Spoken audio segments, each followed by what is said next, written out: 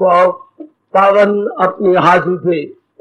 कृष्णाय वासुदेवाय हरिये परमात्मने प्रेम क्लेश नाशाय गोविंदाय नमो नमः। गोविंदाय नमो। वसुदेव सुतम देवम कंसानूरमर्दनम देवकी परमानंदम कृष्ण वंदे जगत गुरु कृष्ण वंदे श्री कृष्णा शरणौ मम। श्री कृष्णा शरणौ मम। श्री कृष्णा शरणौ। आओ भाग्यशाली कल्याणकारी मेरे देवियों, बर्भागी गीता के पैरोकार मेरे सज्जनों धार्मिक भाइयों, कीजिए अपने मन को एकाग्र, जोड़ दीजिए मेरे भगवान जी के अत्यंत मधुर एवं कल्याणकारी वाणी में। अपनी गीता जी के विशेष नुक्ते यानी पॉइंट्स हम ले पा रहे गए। आपके हक में मैं अपने इष्टदेव जी से प्रार्थना करके आता हूं, जरूर आपको शक्ति देंगे कि आप इसे जीवन में ढाल देंगे, जीवन में अपनाएंगे। क्योंकि गीता एक चोटी की ब्रह्म विद्या है। जब तक इसको अपने जीवन में ढालना दिया जाए तब तक ठोस लाभ नहीं होता। मन और बुद्धि पूर्णरूपेण परिवर्तित नहीं होते। आप अपनी ओर से प्रसाद करते जाना मेरी देवियों, मेरे सज्जनों। इन दिनों ये पावन कार्तिक मास का पावन समय जा रहा है। अपने इष्टदेव से मन ही मन में प्रार्थना कर लेना, आपको दिव्य शक्ति प्रदान करें अपनाने की, वाणी को अपनाकर अपना कल्याण करने की। चलिए आज का आशीर्वाद अपने भगवान जी से ले। हाँ, एक सूचना मैं दूं। अब इस कार्तिक मास में सवेरे शाम कुछ गरीबों को दान दिया जाएगा। कई चीजों का मैं आपको बताता रहूंगा समय समय अनुसार। अब एक गैया का दान और अपना निर्वाह। हम लोग बड़े आदर मान सत्कार पूर्वक भगवान जी की वाणी जो सिद्धांतों का घर है, बेटे सिद्धांत जो जिसके आधार पर ये सृष्टि चल रही है, उन्हीं को गीता जी ने अपने अध्यायों में प्रकट किया है। पहले नहीं पता था, नहीं तो शुरू में पता होना चाहिए। जब बच्चे ने एक ग्रास का दाना लिया था, उसी दिन से हमें पता होना चाहिए था। नहीं पता लगा या मेरी प्रभु की इच्छा नहीं है, वो जाने। अब जब समझ आ रही है तो मेरे कहने का हक बनता है कि हम बिल्कुल देर न करें, समझे और अपना ले। ज्ञागी बिल्कुल अगर अपना लेंगे ना, ये कभी नहीं कहना आयु गई। अब क्या आयु रहेगी? जिनकी 40 से ऊपर हो चुकी है, पता नहीं कब न जाने कौन सा पल मौत की अमानत हो। इसलिए जरा भी देर नहीं करनी चाहिए, आनाकानी भी नहीं, फौरन अपने जीवन में उतार लेना चाहिए। जितनी जल्दी हो सके अपने भगवान से प्रार्थना करते हुए अपने आप में ले आए, अपने जीवन में ढाल ले। और ये बहुत अच्छी बात है, अति सुंदर है। और चले मैं आपको ले चलूं 8वें अध्याय में। 8वें अध्याय में यूं तो प्रभु ने बहुत सी बातें प्रकट की हैं, वो मेरे मुंह से बातें निकल गया, यानी सिद्धांत प्रकट किए हैं। और नाम क्या रखा है यार 8वें अध्याय का? अक्षर।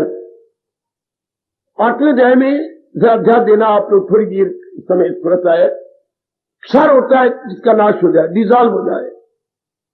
जैसे हम कहते हैं पानी पतासे में खुरता चला जा रहा है, अर्थात डिजॉल्व हो रहा है। लेकिन ये आ लग गया पहले, अक्षर, जिसका जो कभी खुरेगा नहीं, सदा एक रूप एक समान रहता है। वो कौन? भगवान जी। इस त्रिलोकी के अंदर मेरे सज्जनों, मेरे भाइयों, मेरी माताओं, मेरी कल्याणकारी देवियों, एक भगवान की सत्ता है जिसमें जरा बार भी कोई तब्दीली नहीं आती और जो सर्वव्यापी है। जिन्हें सृष्टि बनाई है और पालन कर रहे हैं और अपने में सृष्टि को लेते भी जा रही है।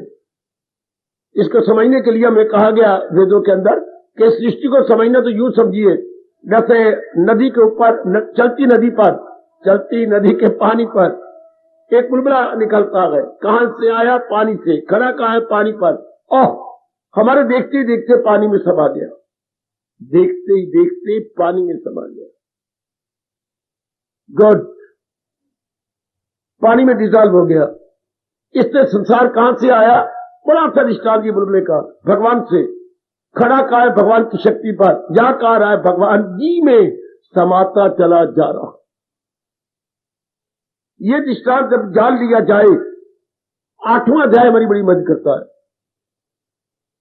शुरू में अविनाशी भगवान, बीच में ये सृष्टि बना डाली। सृष्टि का मतलब नाना प्रकार के नाम और रूप, नाना प्रकार के प्राणी और पदार्थ। अच्छा, ये नाना प्रकार की योनियां, इसी को हम सृष्टि कहती हैं। मेरे देवियों, इसी को हम संसार कहेंगे, जगत कहेंगे। अच्छा, यही जगत है। लेकिन हम लोगों ने बुद्धि में हमेशा के लिए रख लिया, आपने रख लिया ना, कि ये संसार सरकता चला जा रहा है, टिका हुआ नहीं है। माया ऐसी बुद्धि पर पर्दे डाल देती है कि हमें संसार नजर आता है कि टिका हुआ है। पर जब भगवान जी ने किसी नेक जीव पर कल्याण करना हो तो संसार भागता हुआ नजर आने लगता है। अच्छा, ये मैं आपको लक्षण बता दूं गीता जी का, जिस पर मेरे भगवान की पूरी कृपा है उसको संसार भागता हुआ नजर आएगा। जिस पे माया की कृपा है उसे संसार टिका हुआ नजर आएगा, स्टेबलाइज नजर आएगा। जब तक स्टेबलाइज नहीं है, ये पूरी गति के साथ भागता जा रहा है। कहां? 5 तत्वों में। कहां? भगवान की जात में।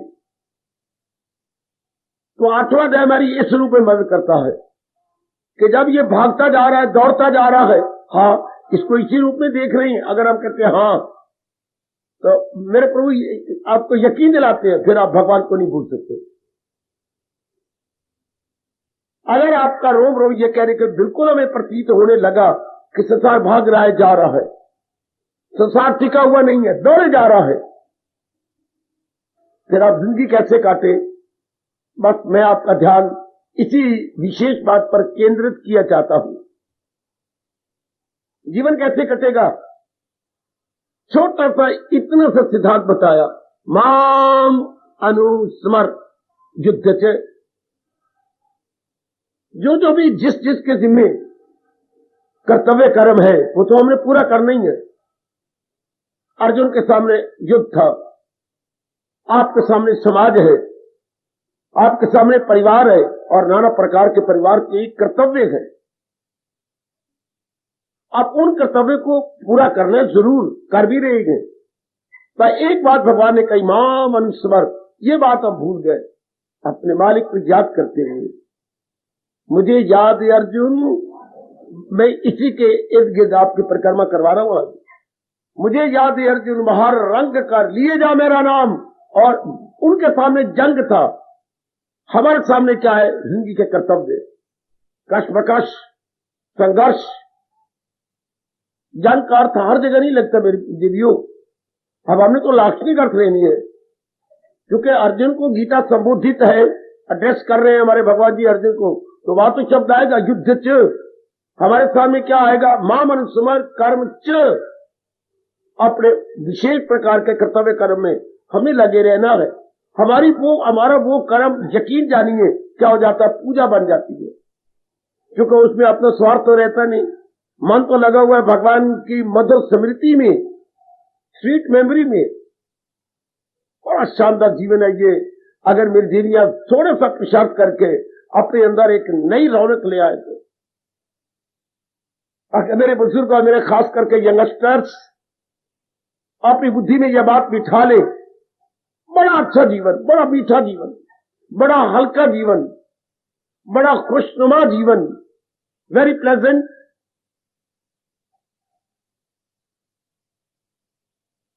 एक बार आप पूरी कोशिश कीजिए कि महाराज जी को मैं अपने साथ रखूं। उनकी मधुर स्मृति बनी रहती है कि ये संसार तो एक खेल की तरह है, मालिक ने बनाया है लेकिन खेल टिका हुआ नहीं। जरूर आपने समाज में, बाजारों में कभी न कभी भगवान का जब अवतारी दिवस होता है, उसे एक दिन पहले क्या होता है, वो जुलूस निकलता है। हाँ, बड़ी बड़ी शान से जुलूस निकालती है और बड़े अच्छे अच्छे, जिनको मेरे भगवान ने अच्छे अच्छे मीठे गले दिए हैं, वो गायक बुलाए जाते हैं और वो गाड़ियों में बैठी होती हैं। अच्छा, तो वो शोभा यात्रा के अंदर जुलूस को अपनी भाषा बोलती है शोभा यात्रा। उस शोभा यात्रा में वो गा रही होती है और हर चौराहे पर खड़े कर देती हैं प्रोग्राम बनाने वाले, और उसमें बड़े अच्छे अच्छे मीठे मीठे गीत सुनाते हैं भगवान जी के। फिर गीत पूरा हुआ, विसल बज जाती है अगले चौराहे पर। इस तरह ये शोभा यात्रा गुजरती है। मैं कहूंगा जुलूस भी न कहो, शोभा यात्रा भी अभी मन में रखो। अंग्रेजी का शब्द लो जो महापुरुषों ने बताया, पासिंग शो। जुलूस को बोलती है वो पासिंग शो। है तो ये शो, पर इट इज पासिंग। हाई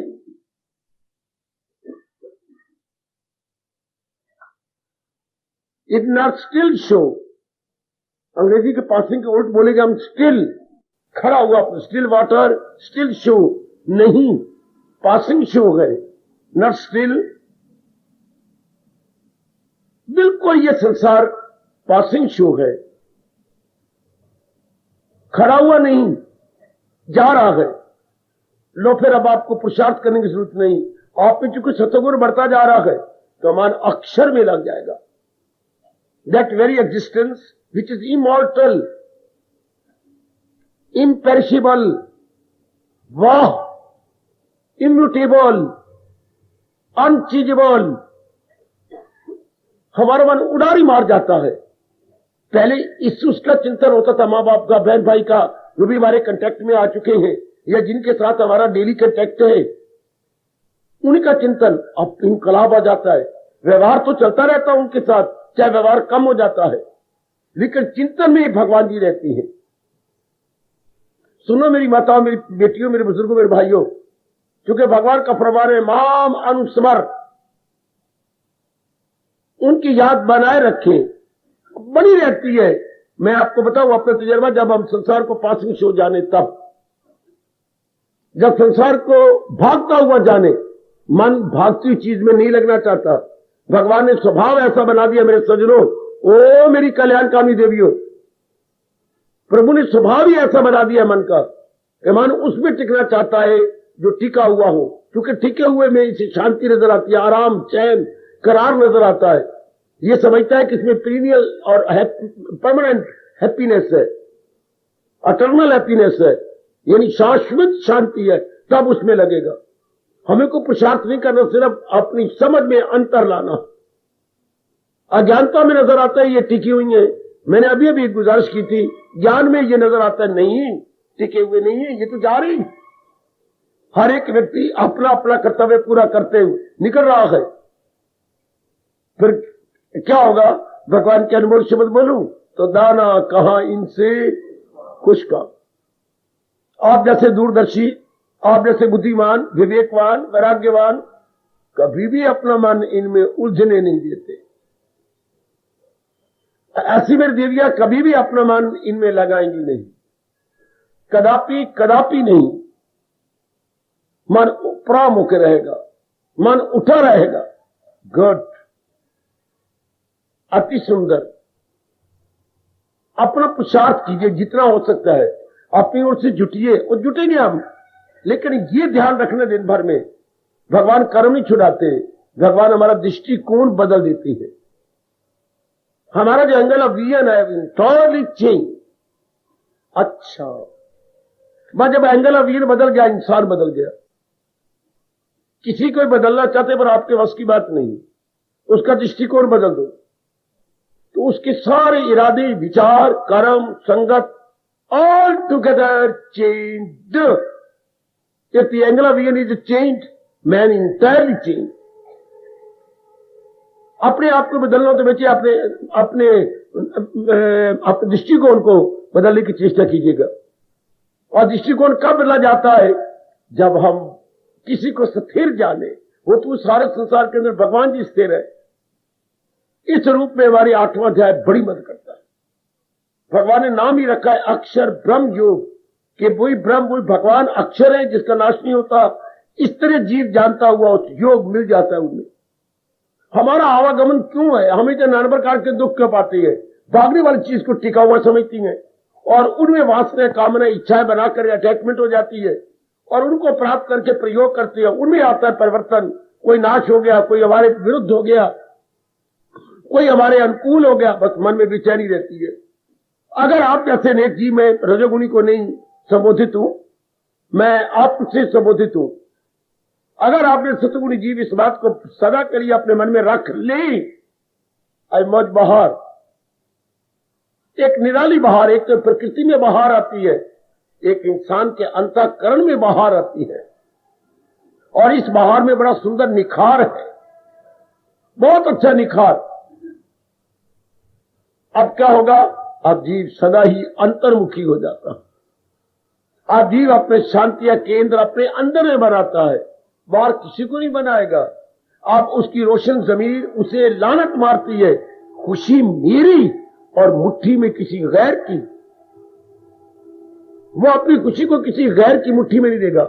आज 99% मेरे बुजुर्ग भाइयों, बताओ बेटियों, अपनी खुशी को दूसरों के हाथ में। ऐसा हो जाए ना तब बात बने। ऐसा क्यों बन गया? क्योंकि अपनी खुशी को दूसरों के कंधे पर रखे हुए थे। आप ऐसे नेक जीव कभी गिला शिकवा शिकायत नहीं करते। ऐसा हो जाए तो क्या, वैसा हो जाए तो क्या, ऐसा हो जाए मत बेटर, वैसा हो जाए मोर बेटर। हाय, ये 2 शब्द मेरे गुरुदेव महाराज जी के हैं, पकड़ लीजिए। जिन्होंने हमेशा शांत रह करके भगवान की जात में तलीन हो जाना है। ऐसा हो गया, आपने कहा मत बेटर, इसके उलट हो गया, आपने कहा मोर बेटर। क्यों? ये कौन कह सकता है? जो कि प्राणी पदार्थों पर, एटमोस्फियर पर, वातावरण पर डिपेंड नहीं करता।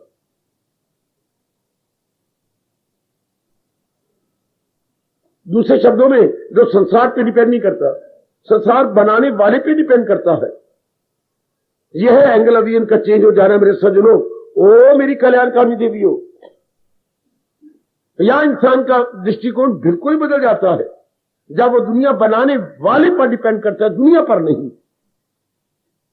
बिल्कुल ही बदल जाता है। खुशी का केंद्र उसका कोई प्राणी पदार्थ नहीं रहेगा, उसका मनोरंजन का साधन केवल भगवान जी, अक्षर ब्रह्म। ध्यान से सुन लो मेरे सज्जनों, ध्यान से सुन लो मेरी कल्याण कामनी देवियों, खुशियां केंद्र केवल भगवान जी। आजकल का पढ़ा लिखा इंसान बेवकूफ बना हुआ, बिल्कुल ही एजुकेटेड फूल, अपनी खुशी को कितनों पर रखा हुआ है? पढ़ाई पर, कमाई पर, पत्नी पर, पति पर, इज्जत पर, बड़ी बड़ी पदवियों पर, अपने व्यवहार पर, टीवी पर, ताश खेलने पर, अपने मित्रों यारों पर और अपने इर्द गिर्द के रिश्तेदारी पर लानत है। जबकि परिवर्तन परिवर्तन परिवर्तन परिवर्तन एंड कांस्टेंट परिवर्तन, नॉट टेम्पररी परिवर्तन बट परमानेंटली परिवर्तन। तब आप जैसे विचारवान कभी भी अपना मन इन पर नहीं रखेंगे।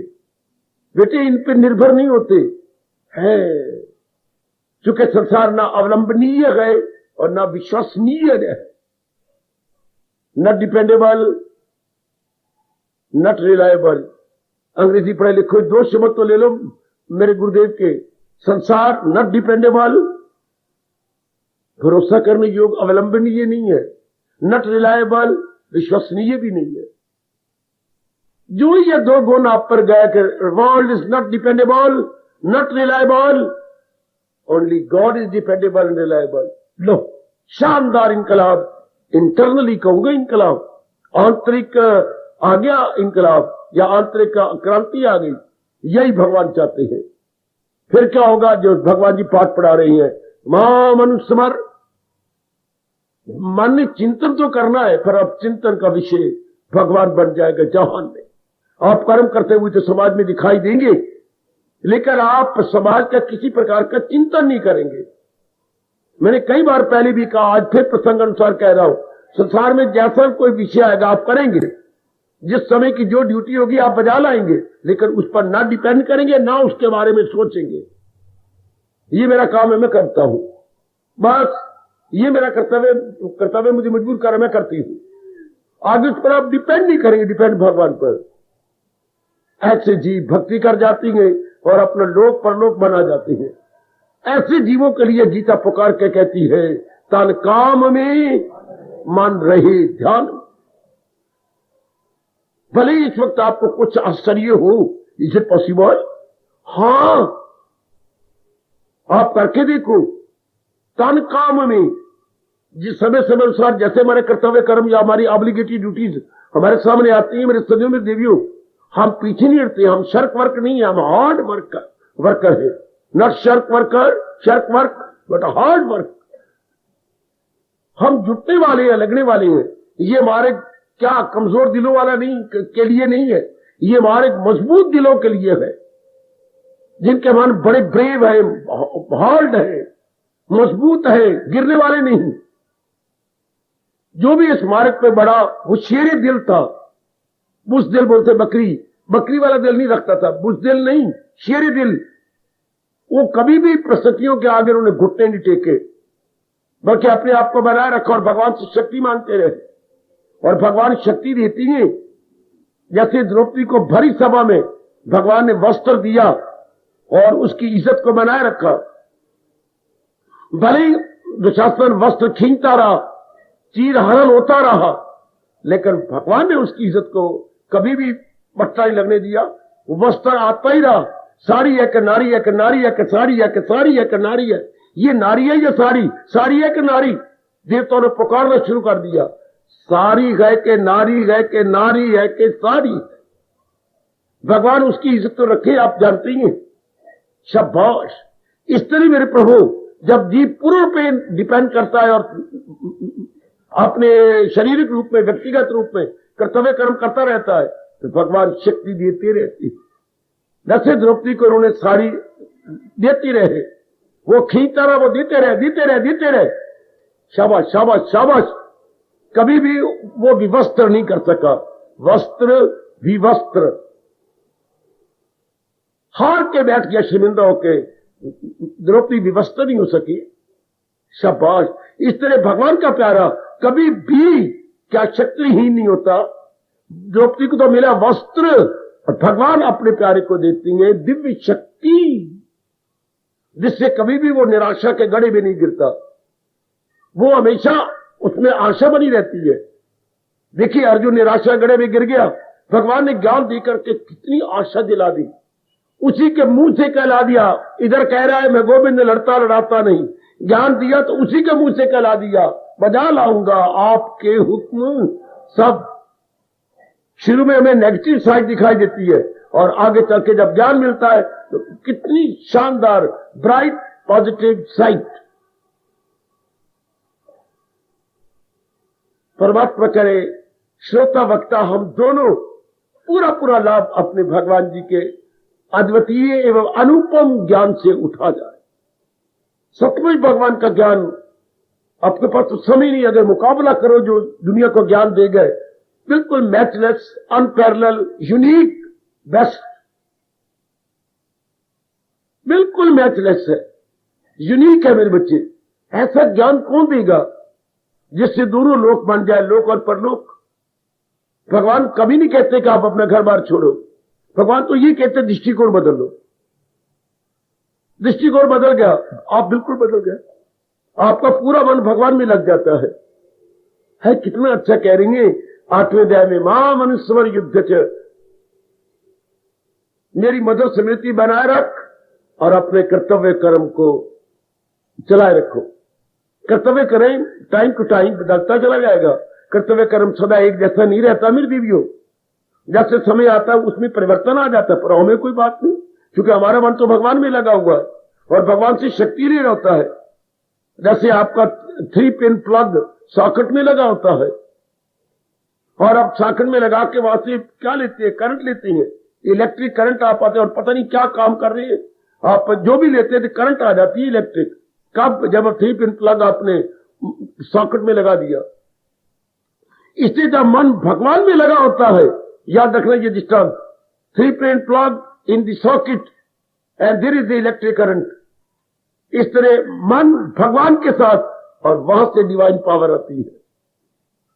आजमा के देखो, एक एक बात गीता की आजमाओ। मैंने एड़ी चोटी का जोर मार के आजमाने की कोशिश की और कामयाबी ली। आप भी आजमाइए और कामयाबी जरूर लीजिए। गीता का तो हर बोल नहीं, सिद्धांत है। इस जो क्योंकि सिद्धांत है और बड़ा कल्याणकारी, इसलिए अनमोल बोल है। एक एक बोल मेरे प्रभु का अनमोल है। शर्त यह है कि पूरी श्रद्धा रख के अपनाया जाए, जीवन में ढाल लिया जाए। ओए वाह वाह मेरे सज्जनों, वाह मेरी देवियों, पुरुषार्थ करो अपनी ओर से कि मैं इस तरह आप जीवन गुजारूं। पहले चिंता में, फिक्र में, बेचैनी में, बेकरारी में, कमियों में, जिम्मेवारियों में, ख्वारियों में गुजारा। हर समय हलचल, जब तक नींद नहीं आती, करवटें बदलते बदलते, चिंता, फिक्र, ठंडे सांस भरते हुए। अब नहीं, आप दिन हो या रात, अंदर हो या बाहर, भगवान की मधुर स्मृति में इतना मन गदगद हो जाता है। कल युग में तो जीव का बड़ी जल्दी कल्याण होता है। बाकी युगों में देर के बाद होता था। कल युग में कोई जीव होता है जो मन वचन कर्म से सच्चा होकर के जुट रहा हो, लग रहा हो, भगवान पूरी शक्ति प्रदान कर देते। आजमा लो, आपको पूरा मौका मेरे प्रभु दे रहे हैं, जरूर आजमाइए। मैं आपके पास बैठा हूं, कोई ऐसी डिफिकल्टी इसमें आप प्रतीत होती हो, जरूर मेरी जात का लाभ उठाइए और आगे बढ़ चलिए, मेरे तजर्बे का लाभ उठाइए और आगे निकल चलो। तब हमारा जीवन शानदार। बिना भगवान के ज्ञान के फिर देख लो, शारीरिक, मानसिक, पारिवारिक, सामाजिक हालचाल ही हालचाल मच रही है, तब जीवन जीने योग्य नहीं होता। Life not worth living. Life तो लिविंग के काबिल होती है भगवान के ज्ञान को ले ले, जो ज्ञान को साथ रखे और फिर क्रियात्मक जीवन में जाए, मजा आ गया। लो, आपका लोक भी बन गया, परलोक भी बन गया। फिर एक बार बोल दूं, भगवान 8वें अध्याय में हमें सार रूप में क्या बता रहे गए? मुझे याद है अर्जुन, बाहर रंग कर लिए जा मेरा नाम, और जंग मतलब जिंदगी की कश्मकश में, क्योंकि जिंदगी नाम है कश्मकश का, जिंदगी नाम है संघर्ष का। जंग का अर्थ लगाना बेटी, संघर्ष, स्ट्रगल। जंग का अर्थ अब शाब्दिक नहीं लगाना, not literal meaning. Literal meaning नहीं ले रहे हमने, वो उसके लिए था, अर्जुन के लिए। हमने लेना अब जो है दूसरी मीनिंग लेनी है, जिसे इंडिकेटिव मीनिंग बोलती हैं। Indicative meaning, not literal but indicative, या एलिगोरिकली हमने लेना है इसको, एलिगोरिकली। अनुस्वर युद्ध चे, अर्थात जिंदगी कश्मकश में हम लगे रहे और जीवन दिन ब दिन कश्मकश खत्म होते जाएंगे। और भी काम, यदि आप भगवान की ओर लगे रहे, यदि आप प्रभु की ओर लगे रहे, जीवन बहुत आराम से गुजरता है, कितनी शांति गुजरता है। आखिर में कहना चाहता हूं, जिस दृष्टांत से मैंने बहुत लाभ उठाया, बड़ा लाभ। एक व्यक्ति जरा कुछ नींद सुधाई था, नींद मैंने आधा हाफ बेड, वो एक दिन जा रहा था, सूरज चढ़ा हुआ था। अच्छा, अब आगे छाया पड़ा, सूरज उसकी पीठ के पीछे था। अब वो झल्ले ने चाह के छाया को पकड़ो, पुरुषार्थ किया, 2 बार गिर भी गया, रोने लगा। अब कोई सियाना आप जैसा आया, दया आई, क्या चाहती हो? मैं अपने छाया को पकड़ना चाहता हूं। आपने सोच लिया पागल है, छाया को? हाँ। अच्छा, बड़ा मजा आता है। अच्छा, ऐसा मेरा कहना मानेगा? हाँ। ये देख, ये सूर्य तेरे साथ छू रहा है ना, तो छाया सूर्य के साथ है। सूर्य की ओर मुंह कर ले, इधर ना जाऊं, इधर जाऊं? हाँ। कहना मान लिया उसने, सूर्य की ओर मुंह किया, पीछे जाती मार के देख, छाया पालतू कुत्ते की तरह पीछे पीछे आ रहा। बड़ा गजब का दृष्टांत दिए देवियों। अगर वो इंसान सूर्य की ओर मुंह कर ले तो छाया पीछे पीछे, अगर सूर्य को पीठ दिए रहे तो छाया आगे जाएगा, पकड़ने की कोशिश करेंगे, बिल्कुल नहीं पकड़ा जाएगा। इस तरह अनुभवी और मेरे गुरुदेव महाराज जी ने बताया कि जो जीव शांति से जीना चाहता है, बिल्कुल शांति से, हाँ, अपना मन भगवान की ओर कर ले, तो शांति कुत्ते की, पालतू कुत्ते की तरह पीछे पीछे आएगी। मैं आपको कह सकता हूं, मेरे सज्जनों में, दुनिया वालों को क्या कहूं, वो भगवान को पीठ दे के जिंदगी गुजार रहे गए। इसलिए शांति का छाया और आगे और आगे और आगे। एक बार आजमा के देखो, अपना मन भगवान की ओर कर लो। जैसे मेरे प्रभु कह रही हैं, मुझे याद है अर्जुन, तो शांति की देवी आपके पीछे मां की तरह भागती भागती आता है। दुनिया वाले उल्ट कर रही हैं, भगवान से विमुख और शांति जीना चाहते, कभी नहीं हो सकता। सूरज को पीठ दे करके छाया को पकड़ना, आप खुद कहेंगे महामूर्खता। सूरज को पीठ दे के छाया को पकड़ना महामूर्खता। छाया आगे जाएगा और आगे जाएगा और आगे जाएगा, और अगर सूर्य को मुंह दे तो छाया पीछे पीछे। भगवान को अपना बनाकर दिन काटे, शांति, आराम, चैन, धन, पदार्थ सब आपके पीछे पीछे। यही सिद्धांत बताते हुए हमारा 18वां अध्याय और आखिरी श्लोक संपूर्ण हो जाता है, यानी भगवान का उपदेश संपूर्ण हो गया। जहां है कृष्ण मेहरबान कामरानिया।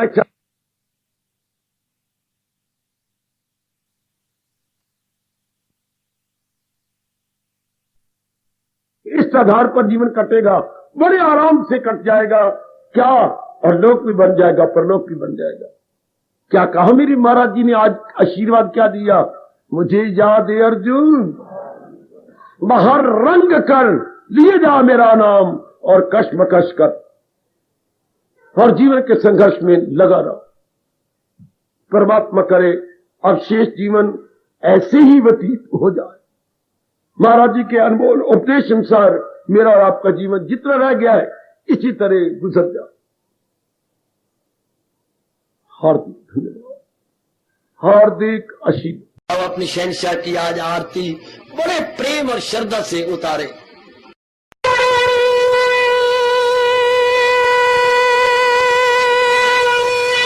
ओम जय जगदीश जय हरे स्वामी जय दीना लात हरे भगत दास जनों के अवगुण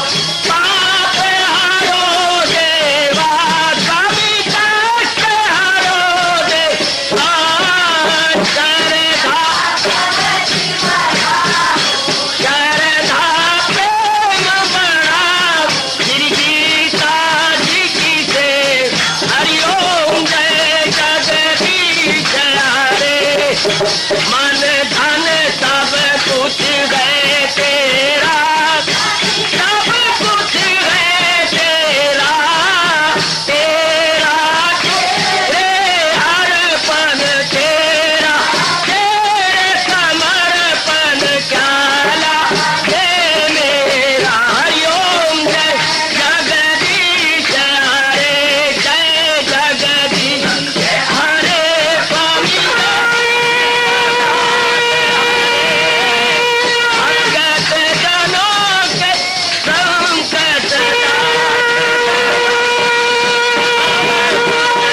सरधारी सूरत।